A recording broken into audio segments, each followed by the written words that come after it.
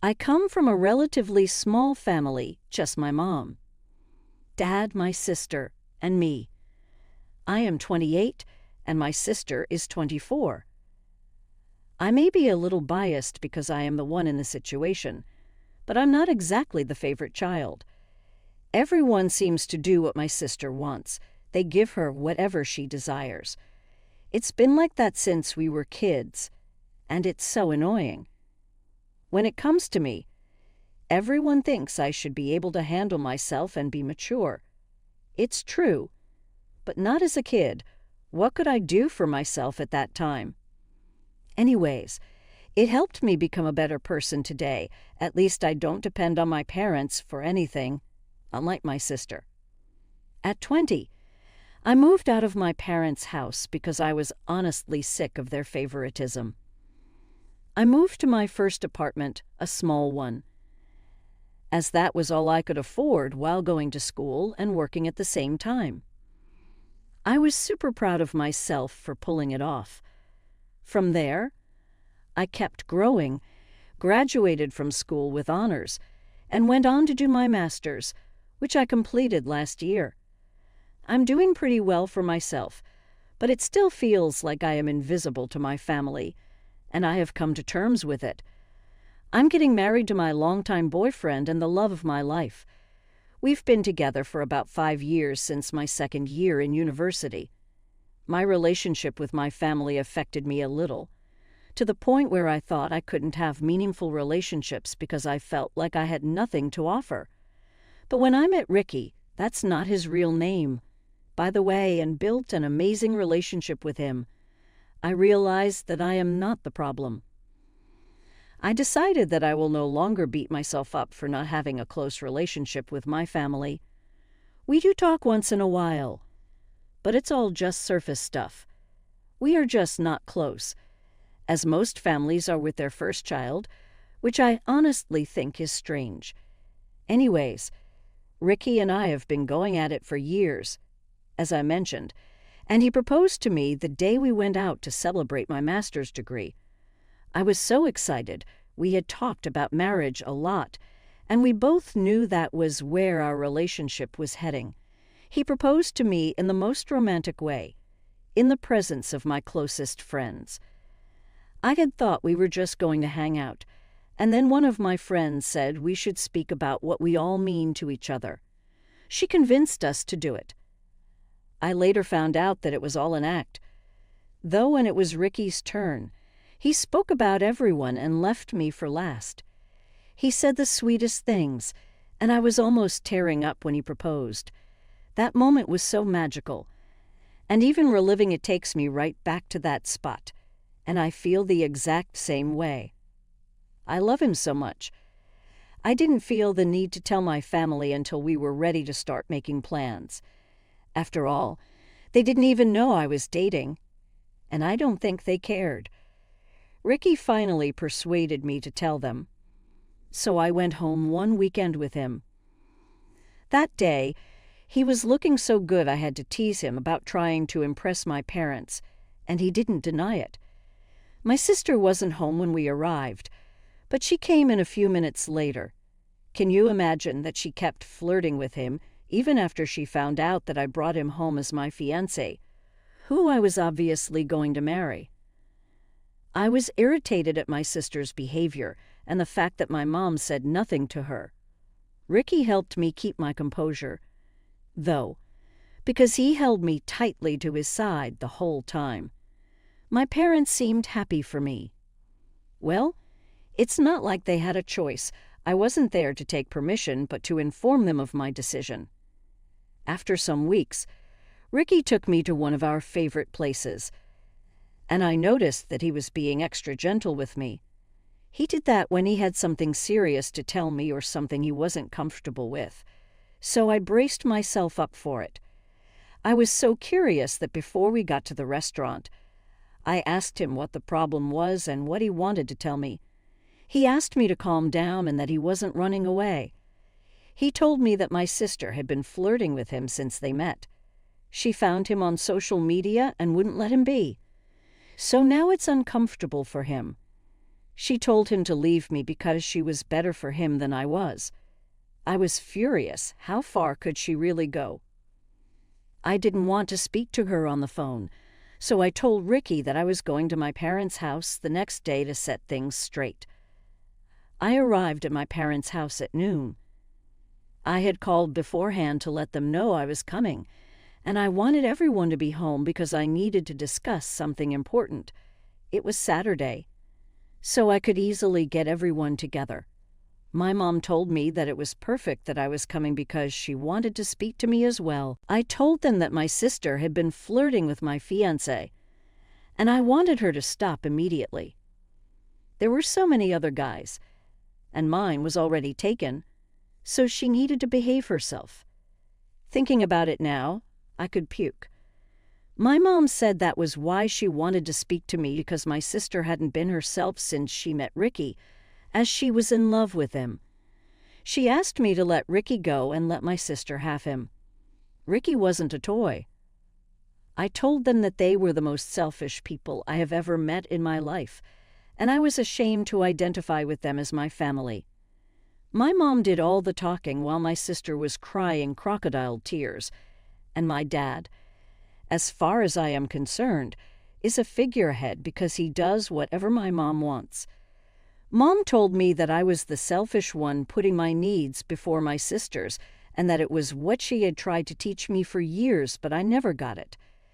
That was the most ridiculous statement I had ever heard in my entire life. I told them that I would do no such thing. I have been with Ricky for 5 years, and we are engaged to be married, so I can't break up with him because my sister, who only met him once, developed feelings for him. My mom said that they wouldn't be a party to my wedding since I cannot fulfill their wishes and do what they are asking me to do as my parents.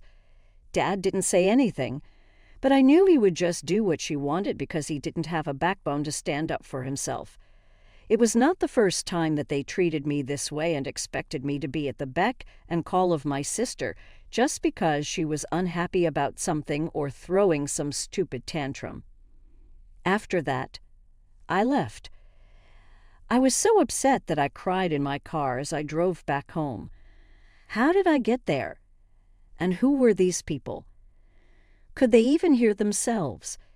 If the tables were turned, would my mother ask my sister to break up with her fiancé for me?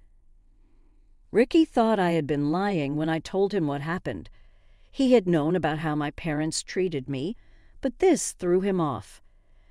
I told him that I was sorry that my family wouldn't be at my wedding because my sister is in love with him. Even saying it out loud felt ridiculous. Preparations for my big day were going really smoothly. My family hasn't come back to their senses. My sister is still trying to get with Ricky. He blocked her on every platform that she ever reached out to him. So I hope that sends her the message and she understands that he would never leave me for her. If I were a man and the sister of my fiancé was trying to get with me, especially openly, I definitely would not agree to it. My friends have been the best, and they have been there for me, making sure I wasn't stressed out about my family issues. My best friend called my mom and sister to speak some sense into them, but they were adamant. My mom admitted that the only reason why she said she wouldn't come to the wedding was that she thought it would stop me from getting married to Ricky. I laughed so hard when I heard that my mom really thinks she's that important to me.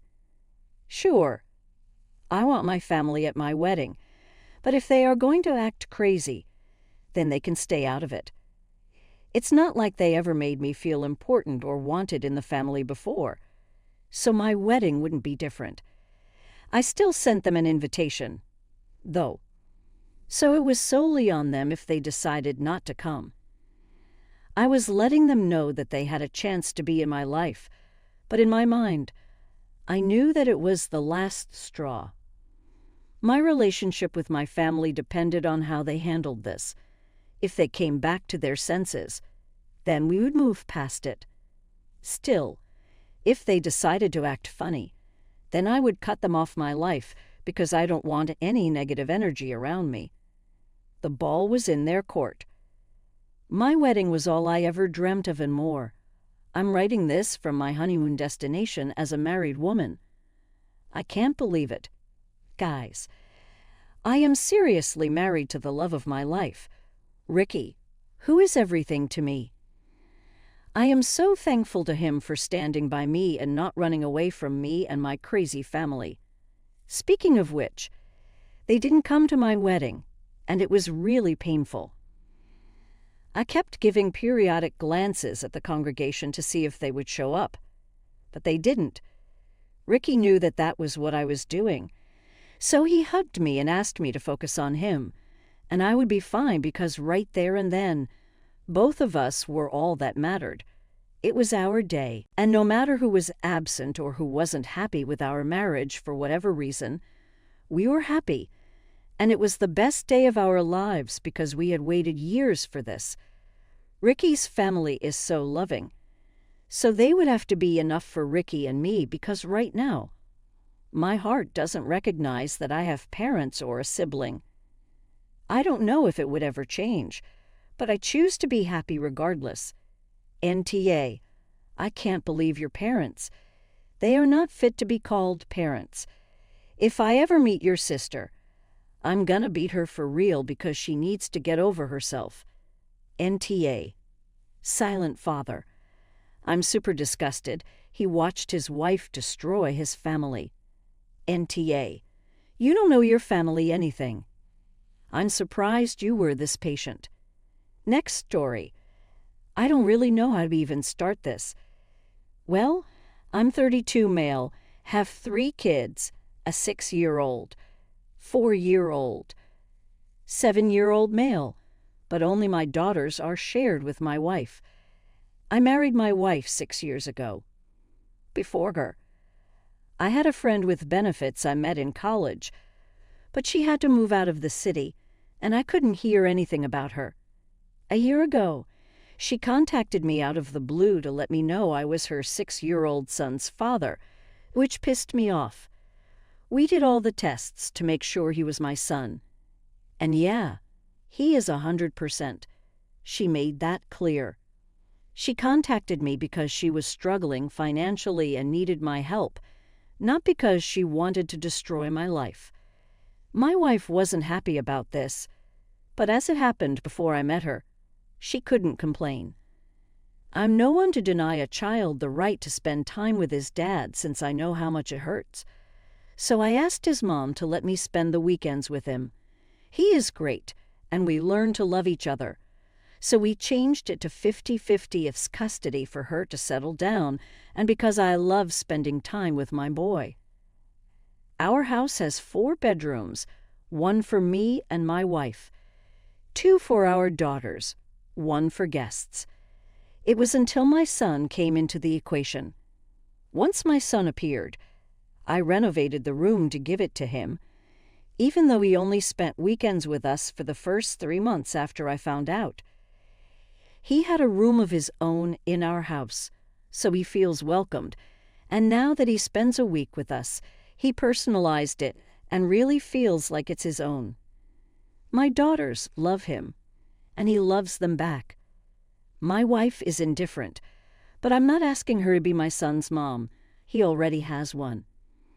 This past week was my time to have my son. My wife knew it, but my in-laws were going to visit us. We only have 4 rooms, so we had 2 options. They sleep on the couch or they go to a hotel. My wife didn't say anything, and I assumed she knew what the situation was since my son was staying with us that week too. And even if he wasn't, this is his room now, and no one goes in when he isn't around. So I think my wife assumed I would skip my week since in-laws were coming, and they used to stay in that room.